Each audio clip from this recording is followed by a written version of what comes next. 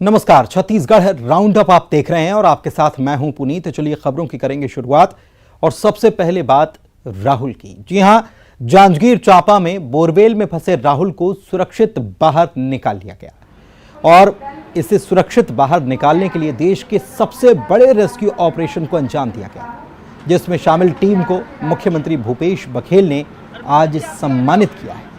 पुरस्कार समारोह का आयोजन मुख्यमंत्री आवास पर ही किया गया था। इस दौरान मुख्यमंत्री ने रेस्क्यू ऑपरेशन से जुड़े तमाम अधिकारियों, कर्मचारियों का सम्मान किया। एनडीआरएफ, एसडीआरएफ, सेना के जवान सभी का सम्मान किया। जांजगीर कलेक्टर ने सीएम को पूरा घटनाक्रम भी बताया। सीएम ने इस मौके पर जवानों की हौसला अफजाई की। उन्होंने कहा कि रेस्क्यू ऑपरेशन पर डॉक्यूमेंट्री फिल्म बननी चाहिए। रेस्क्यू टीम के इस अनुभव को प्रदेश और देश के लोग समझ सकें। यह फिल्म भविष्य में ऐसे होने वाली घटनाओं को रोकने के लिए भी सीख बनेगी।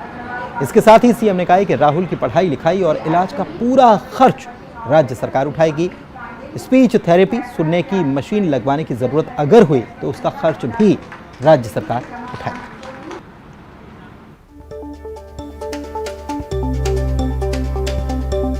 ऑपरेशन मैं समझता हूँ देश का सबसे बड़ा रेस्क्यू ऑपरेशन 104 घंटे का।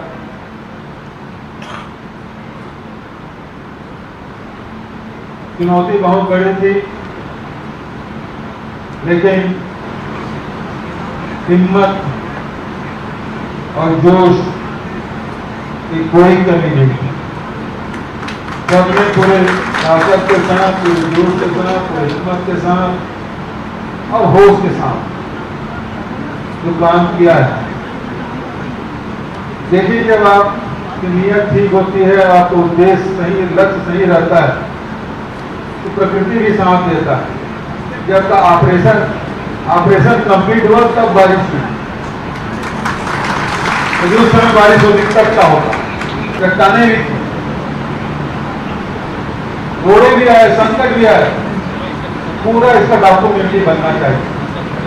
जनसंपर्क विभाग को, समाज को बताना चाहता हूँ कि पूरे घटनाक्रम के सिलसिलेवार किस प्रकार से तकनीकी रूप से इसको किया गया, कैसे लोग लेट किए, कैसे लोग सहयोग किए, किन किन उपकरणों की जरूरत पड़ी, किन किन विशेषज्ञों की सहायता ली गई, और सारी चीजें एक इसकी फिल्म बननी चाहिए ताकि लोग देख। जांजगीर चांपा में 105 घंटे तक चले ऑपरेशन के बाद रेस्क्यू टीम का सीएम हाउस में सम्मान हुआ। रेस्क्यू ऑपरेशन के दौरान राहुल को बचाने के लिए नजरुल नाम का लड़का टनल में उतरा था। सीएम ने उसे भी सम्मानित किया। साथ ही सीएम ने कहा कि राज्योत्सव में भी नजरुल को सम्मानित किया जाएगा। नजरुल से बात की डिप्टी एडिटर अभिषेक शुक्ला ने।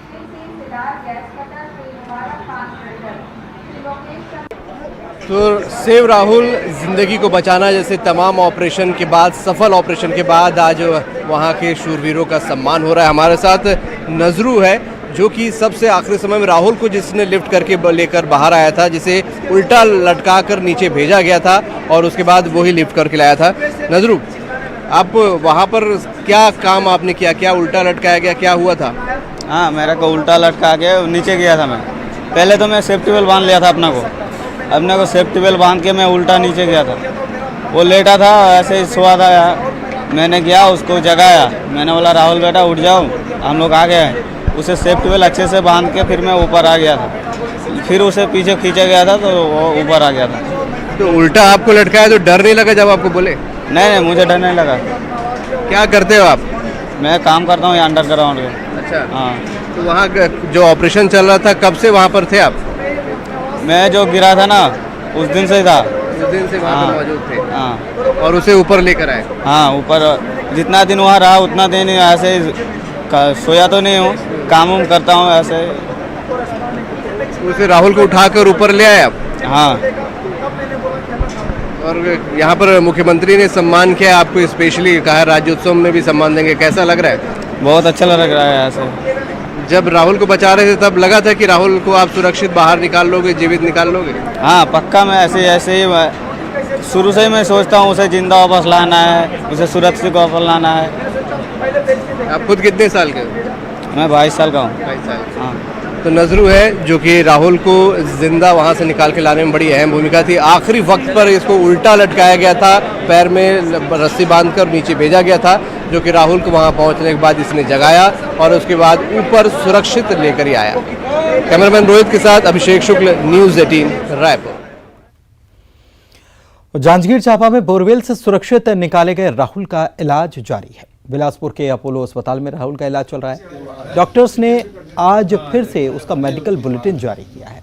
राहुल का इलाज कर रहे डॉक्टर्स ने यह बताया कि राहुल की सेहत में लगातार सुधार तो हो रहा है, लेकिन अभी ब्लड कल्चर रिपोर्ट का इंतजार किया जा रहा है और कल सुबह तक ये ब्लड कल्चर रिपोर्ट आएगी, जिससे कि ये पता चल सकेगा कि कौन से वायरस से राहुल संक्रमित है और कौन से इलाज की उसे दरकार है।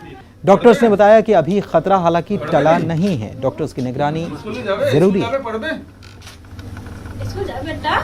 आज वाइटल्स उसका काफ़ी स्टेबल है, हाँ काफ़ी स्थिर है, अच्छे से खाना खाया है और जो खाना सेमी सॉलिड चल रहा था वो अभी चावल खाया, मतलब सॉफ्ट डाइट हो गया है, डाइट उसका इम्प्रूव हुआ है, ठीक है। और बाकी चीज़ें भी जैसे बुखार कल रात के बाद और नहीं आया, वो भी एक इम्प्रूवमेंट है। लेकिन हाँ पूरा जो इन्फेक्शन वाला खतरा वो पूरी तरीके से नहीं टला है अभी, क्योंकि उसका जो ब्लड कल्चर वाला रिपोर्ट उसका फाइनल आएगा कल सुबह, ठीक है। फाइनल कल्चर वाला रिपोर्ट कल सुबह आएगा और उसी में क्लियर होगा कि एग्जैक्ट कीटाणु का कौन सा कीटाणु है, कौन सा बैक्टीरिया है या फंगस है, उसमें पता चलेगा। सीएम भूपेश बघेल ने गोधन न्याय योजना के तहत पशुपालक ग्रामीण गौठानों से जुड़ी महिला समूहों और गौठान समितियों को 10 करोड़ 90 लाख रुपए की रकम उनके बैंक खाते में ऑनलाइन ट्रांसफर की। ट्रांसफर की गई रकम में 1 जून से 15 जून तक राज्य के गौठानों में पशुपालक ग्रामीणों, किसानों, भूमिहीनों से खरीदे गए गोबर के बदले 2.95 करोड़ रुपए का भुगतान, गौठान समितियों को 4.79 करोड़ रुपए और महिला समूहों को 3.16 करोड़ रुपए का लाभांश राशि इसमें शामिल है। इस मौके पर उन्होंने कहा कि इस योजना से रूरल इंडस्ट्रियल पार्क से बापू के ग्राम स्वराज और स्वावलंबी गांव का सपना साकार होगा।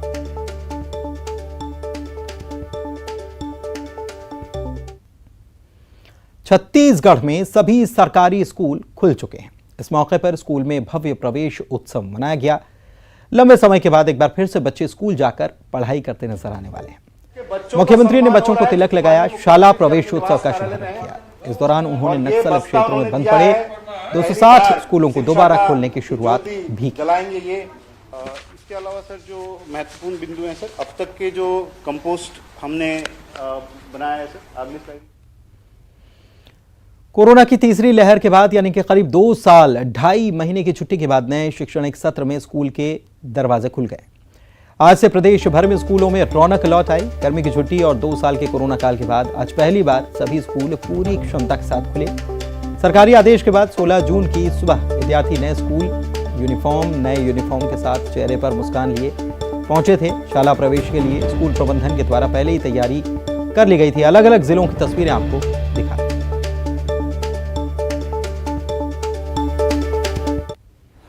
तुलका कर्म ने कही, और सबसे बड़ी बात जो भाई मनोज कुंजाम ने जो बात कही, गांव में पहले गोलियों की तड़तड़ करती आवाजें सुनाई पड़ती थी, अब स्कूल खुलने से गांव में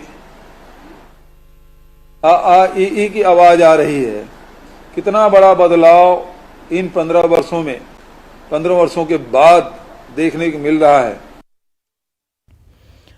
रायपुर में स्कूल सफाई कर्मचारियों ने प्रदर्शन किया है। उन्होंने धरना स्थल से रैली भी निकाली, प्रदर्शन किया और इसके बाद 43,301 सफाई कर्मचारियों ने अपना सामूहिक इस्तीफा सौंप दिया।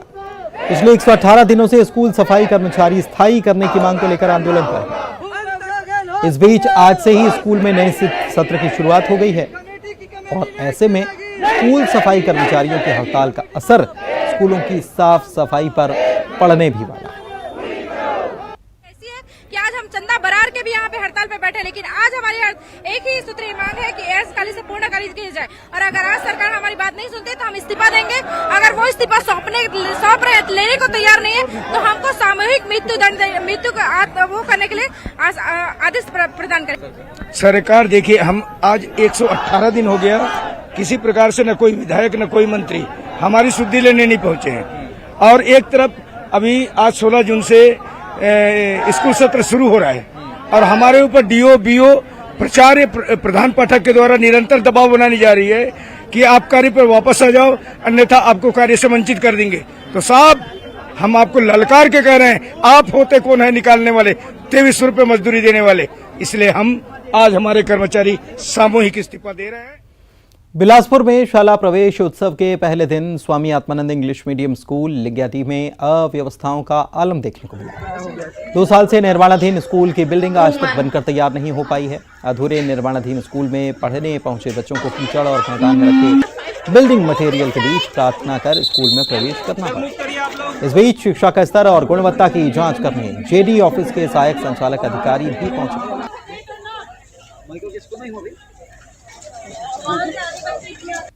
जैसे आपको टेबल्स आते हैं कि नहीं?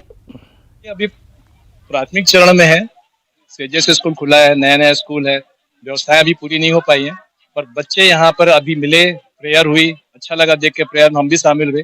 फर्स्ट डे है, इतनी स्ट्रेंथ बच्चों की दिख रही है तो खुशी हो रही है कि फर्स्ट डे बच्चे इतने ज्यादा आ रहे हैं। 2 साल के बाद स्कूल खुल रहा है, फर्स्ट डे इतने बच्चे मिल रहे हैं। निश्चित रूप से प्रिंसिपल बहुत सजग है, अच्छी पढ़ाई होगी, आने वाले समय में सारी गतिविधियां भी होंगी, है नहीं।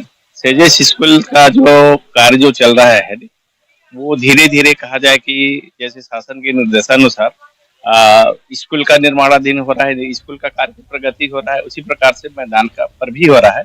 यहाँ भी जो मटेरियल जो है वो तो इस तरह से कहा जाए कि मैदान यहाँ भी ठीक ठाक से बनाया जाएगा, उसके बाद प्रतियोगिता संपन्न होगी। छत्तीसगढ़ में बीजेपी ने गरीब कल्याण आम सभा की शुरुआत की। मोदी सरकार के 8 साल पूरा होने पर राजधानी रायपुर के इंडोर स्टेडियम में इसका आयोजन किया जा रहा है। सेवा, सुशासन, गरीब कल्याण पर बीजेपी के वरिष्ठ नेता बातचीत कर रहे हैं। कार्यक्रम में सांसद सुनील सोनी, अरुण साव, पूर्व मंत्री बृजमोहन अग्रवाल, प्रदेश उपाध्यक्ष मोतीलाल साहू और कई पूर्व विधायक और नेता पदाधिकारी शामिल हुए। 8 साल इस स्वर्णिम कार्यकाल हिंदुस्तान की राजनीति का गरीब कल्याण के लिए किया गया, जिसमें करोड़ों लोगों को इस देश के अंदर 45 करोड़ जनधन खाते खोलने का काम, यानी आज़ादी के बाद बैंक के खाते तक गरीबों के नहीं खुले थे, उनके लिए शौचालय की व्यवस्था नहीं थी। ये कांग्रेस सरकार कर क्या रही थी 70 साल? इसीलिए तो लोग लगातार उनके खिलाफ वोट दे रहे हैं कि 70 साल आज़ादी के शौचालय का निर्माण नहीं हुआ, 70 साल आज़ादी के बाद पीने के लिए शुद्ध पेयजल की व्यवस्था उनकी नहीं हो पाई।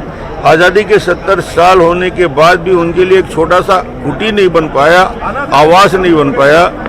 उनके इलाज के लिए गंभीर रूप से बीमार हो जाए तो कोई ऐसी योजना जिसमें उनको इलाज हो सके, आयुष्मान भारत जैसे ऐसी कोई योजना बनाने का काम नहीं किया। मुश्किल काम ये था कि 70 साल के उस कमियों को 8 साल में पूरा करने का काम मोदी जी ने किया है। छत्तीसगढ़ में खाद की कमी को लेकर एक बार फिर से बयानबाजी का दौर शुरू हो चुका है। नेता प्रतिपक्ष ने इसके लिए सरकार को जिम्मेदार ठहराया और कहा कि खुले बाजार में खाद उपलब्ध है लेकिन सोसाइटी में नहीं है, जो सरकार के प्रबंधन की कमी बता रहा है। सरकार खाद की कालाबाजारी रोकने में नाकाम है। आज पूरे प्रदेश में हम देख रहे हैं कि किसानों के खाद की जो आवश्यकता और इसको लेकर के कांग्रेस की सरकार यहाँ राजनीति कर रही है। लगातार अलग अलग जिलों से धरना प्रदर्शन और लगातार किसान उसमें परेशान हो रहे हैं। सोसाइटी में खाद उपलब्ध नहीं है लेकिन बाजार, खुले बाजार में खाद की उपलब्धता आखिर ये किस बात को दर्शित कर रही है? बिलासपुर पहुंचे ग्रामीण आदिवासियों ने कलेक्टर को एक ज्ञापन सौंपा जिसमें उनके सामाजिक और प्राकृतिक धार्मिक स्थल पर तोड़फोड़ के आरोप लगाए गए। उन्होंने धार्मिक आस्था को चोट पहुंचाने का आरोप लगाते हुए उखाड़ कर फेंके गए उनके देवी देवताओं की मूर्तियों को फिर से स्थापित करने की मांग की। शिकायत करने पहुंचे आदिवासी महिला पुरुषों का आरोप है कि दबंगों ने उनकी मूर्तियों को उखाड़ कर फेंक दिया और वहां की जमीन और तालाब पर कब्जा किया जाए। वो हमारे गाँव उमरमरमा देव स्थल है और देव स्थल में हम पूरा आदिवासी में मतलब आदिवासी गोड़ समाज के पूजा करता सन, ठाकुर दे माना सन, लंगा पाठ माना सन, बरगन पाठ माना सन, सिद्ध बाबा मानत हन, है ना, और जलकामिन माता मानत हन, महिषासुर मानत हन। बोला प्रहलाद सिंह ठाकुर के द्वारा मतलब वो देवी देवता ला मैंने उखाड़ के फेंक दिए। प्रहलाद सिंह ठाकुर मतलब वहाँ जमीन ले है, बिलासपुर में रहते हुआ। हमार पुरखा के जन देवी देवता है ओला वह तोड़ फोड़ करत और कब्जा करत है। और पुरखा तालाब है ओहू ला अपन कब्जा करत है। पुरखा के देवता धाम करो पीढ़ी गर हैं अब वो बात वही है कि रोहिणी कुमार बात वही ले तो कोनो धमतरी में पुलिस पिटाई से एक शख्स की मौत का आरोप लगा है। शव को नेशनल हाईवे पर रखकर मृतक के परिजनों और ग्रामीणों ने हंगामा किया।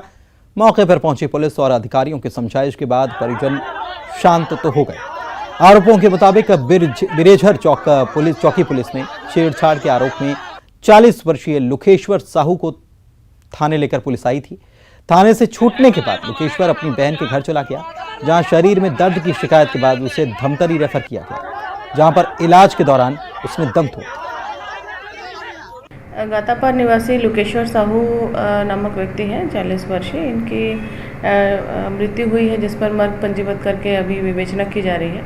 इसमें जो भी विधिवत पोस्टमार्टम वगैरह कराया जा रहा है और मृत्यु का कारण जो है पोस्टमार्टम और बाकी इन्वेस्टिगेशन के बाद बता पाएंगे। युवक को थाना क्यों लाया गया था, कब लाया गया था, ये अभी इन्वेस्टिगेशन का विषय है। और बिलासपुर से बड़ी खबर आपको बता रहे हैं। 2 छात्राओं को परीक्षा देने से वंचित करने का जो मामला है, इस मामले में महज 2 मिनट की देरी पर परीक्षा से इन्हें वंचित किया गया था। 12वीं की परीक्षा से 2 छात्राओं को वंचित कर दिया गया था। लोयला स्कूल की ये दोनों छात्राएं बताई जाती हैं, जिन्होंने हाई कोर्ट में गुहार लगाई और इसके बाद कोर्ट ने केंद्रीय शिक्षा मंडल के चेयरमैन, परीक्षा नियंत्रक, लोयला स्कूल के प्रिंसिपल और महर्षि विद्या मंदिर को नोटिस जारी किया है। नोटिस जारी कर हाई कोर्ट ने इनसे जवाब भी तलब किया है। बता दें कि केवल 2 मिनट के लिए यह परीक्षा सेंटर पहुंचने में देर हो गई थी, इनको लेट हो गई थी और इसी के चलते इनको परीक्षा देने से वंचित कर दिया गया।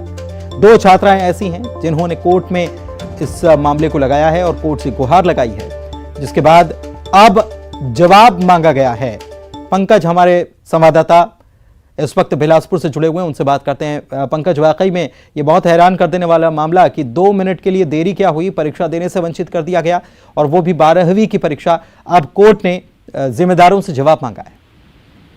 बिल्कुल पुनीत, आपको बताना चाहता हूँ बहुत ही हैरान करने वाला ये मामला है, क्योंकि ये सिर्फ जो स्कूली शिक्षा का जो अंतिम गेट कहा जाता है, जब स्कूल से निकल करके जब बच्चे कॉलेज की ओर जाने के लिए काफी ज्यादा उत्साहित रहते हैं, ऐसे मौके पर जो 12वीं का काफी ज्यादा कठिन एग्जाम होता है, उसमें महज 2 मिनट के लिए जबकि स्कूल गेट में पहुंच चुके थे ये दोनों बिलासपुर के लोयला लोयला स्कूल की जो छात्राएं थी, वो भी उसका कारण जो कोर्ट में इन्होंने जो गुहार लगाई उसमें बताया गया कि जो सड़क जो उनके घर से लेकर के जो परीक्षा केंद्र है, उनके घर से लेकर के परीक्षा केंद्र तक का सड़क काफी घुमावदार है। साथ साथ बीच में जो ट्रैफिक की जो समस्या होती है, जो आमतौर पर देखा जाता है, इसके कारण उनको सिर्फ 2 मिनट का लेट हुआ था जब एक गेट तक पहुंच गए थे। उनके साथ जो स्कूल के जो शिक्षक थे, उन्होंने दुर्व्यवहार करते हुए उनके साथ धक्का मुक्की की और उनको परीक्षा केंद्र से बाहर कर दिया। इसको लेकर के काफी ज्यादा वो परेशान थी, क्योंकि वो काफी ज्यादा तैयारी कर चुकी थी और रसायन शास्त्र की दोनों छात्राएं थी। इन्होंने कोर्ट की शरण ली, इसमें कोर्ट को बताया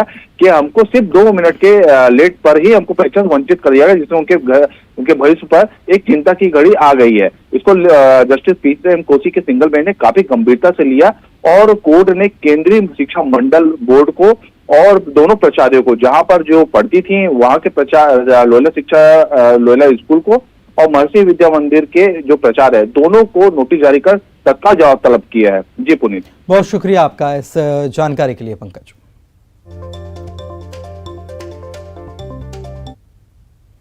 कवर्धा जिले में साल खरीफ सीजन में गन्ने का रकबा बढ़ा है। धान की जगह किसान अब गन्ने की फसल को प्राथमिकता दे रहे हैं। बीते 3 साल की अगर बात की जाए तो धान के रकबे में गिरावट दर्ज की गई है और गन्ने के रकबे में साल दर साल इजाफा होता जा रहा है। इस बीच जिले में गन्ने का रकबा बढ़कर 32,000 हेक्टेयर पहुंचने वाला है। इसकी वजह किसानों को गन्ने में ज्यादा फायदा, लाभ और राज्य सरकार के द्वारा फसल परिवर्तन में प्रोत्साहन को माना जा रहा है। पैसा ही तेना बात पैसा वाले।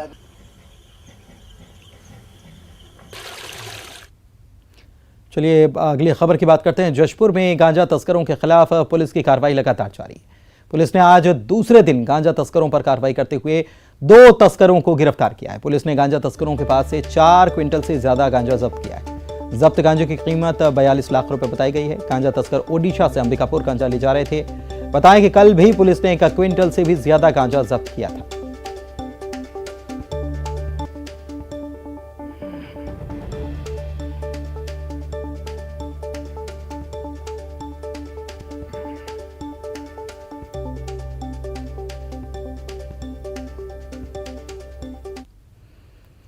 बलरामपुर की आरागाही की 2 दृष्टिहीन बच्चियों का इलाज चेन्नई में किया जाएगा। दोनों बच्चियों को बेहतर इलाज के लिए चेन्नई भेज दिया गया है।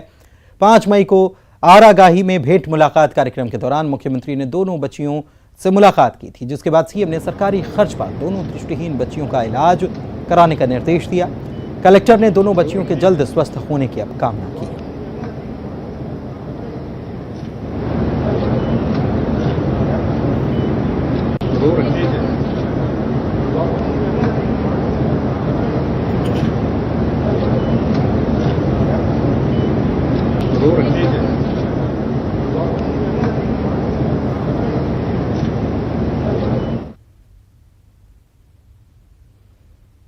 छत्तीसगढ़ में मानसून की दस्तक हो गई है, क्योंकि बस्तर संभाग समेत राजनांदगांव और बालोद तक मानसून पहुंच चुका है। काले घने बादल आसमान में छाए हुए नजर आ रहे हैं। इसके अलावा दुर्ग, धमतरी समेत कई जिलों में भी मानसून की आमद हो चुकी है और माना जा रहा है कि आज ही प्रदेश के कई जिलों में बारिश हो सकती है। इसके अलावा मौसम विभाग की अगर माने तो मौसम विभाग की तरफ से पहले ही चेतावनी जारी कर दी गई है। आकाशीय बिजली और आंधी चलने की संभावना मौसम विभाग की तरफ से जताई गई है।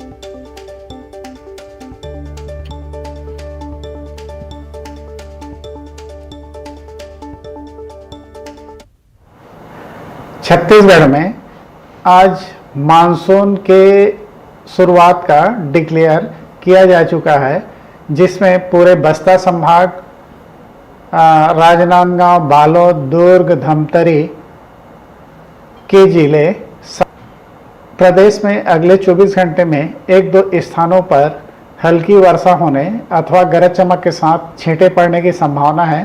प्रदेश में 1-2 स्थानों पर गरज चमक के साथ वज्रपात होने तथा अंधड़ चलने की संभावना बनी।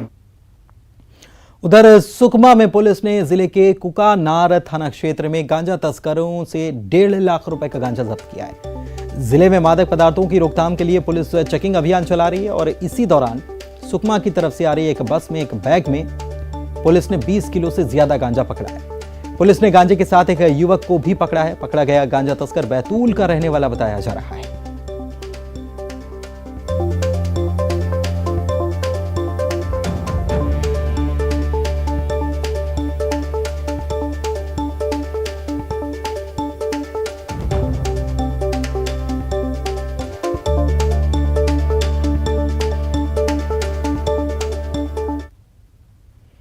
और इसी के साथ छत्तीसगढ़ राउंड अप के इस बुलेटिन में फिलहाल इतना ही, लेकिन खबरों का सफर आगे भी जारी है। आप बने रहिए।